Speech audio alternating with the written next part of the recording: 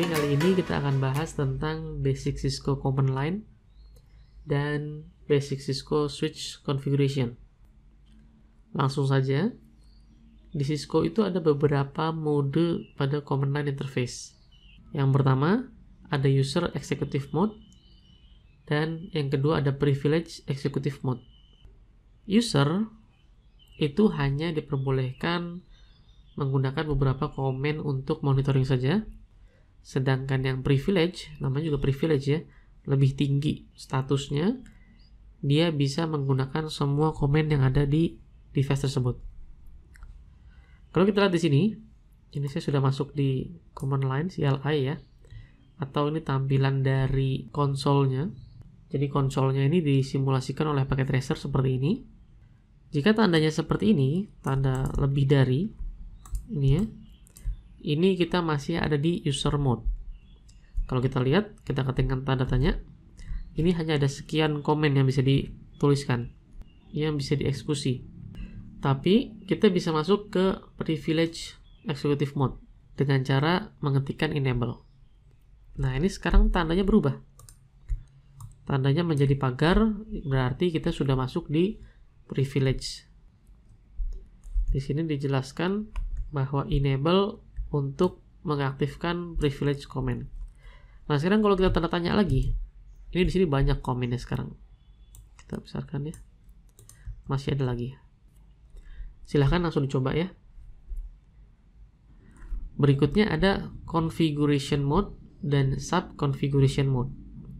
Jadi yang ada di sini, ini komen-komen belum komen untuk mengkonfigurasi. Dari beberapa komen di privilege executive mode ini, kita bisa masuk lagi ke komen configuration yang nanti isinya lebih banyak lagi. Nah, ini configure ya, enter configuration mode. Jadi kalau kita mau nyeting-nyeting, itu lebih banyak di configuration mode. Di privilege executive mode ini, kita bisa memonitor, melihat, dan menyeting beberapa parameter. Seperti misalnya nyeting jam, itu bisa di sini. Tapi untuk menyeting parameter-parameter networking itu ada di configuration mode. Dengan cara masuk ke configure terminal. Enter. Nah, sekarang kita sudah masuk ke configure terminal command. Di sini tandanya berubah lagi. Menjadi ada tanda config-nya.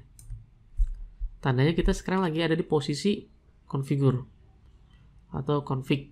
Atau disebut dengan global config. Karena ini masih config yang umum. Nanti ada sub configuration. Misalnya kita mau mengkonfigur interface. Saya coba ya.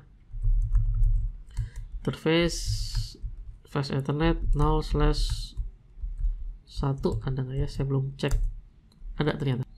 Nah, sekarang berubah menjadi config IF. Yaitu adalah configure interface. Nah, ini yang perlu diperhatikan. Kalau kita lagi mengetikkan komen, ini kita lagi di posisi di mana? Apakah lagi di global config atau di configure interface? Kalau kita mau mengkonfigur interface, tapi kita masih ada di global config, nah itu nggak mau. Tapi kalau sebaliknya, kita ada di sub configuration, kita mau mengetikkan config yang ada di global configuration, itu masih bisa, asalkan komennya full dan tidak ambigu. Maksudnya tidak ambigu adalah komen ini hanya ada di global config, bukan ada di interface. Kalau komen itu ada di config dan ada di interface, nanti dia bingung, ini yang mana. Tapi itu jarang terjadi. Yang penting komennya dikonfigkan full, maka dia bisa tahu, oh ini bukan ada di interface nih, tapi ini ada di atasnya, di global config. Itu masih bisa.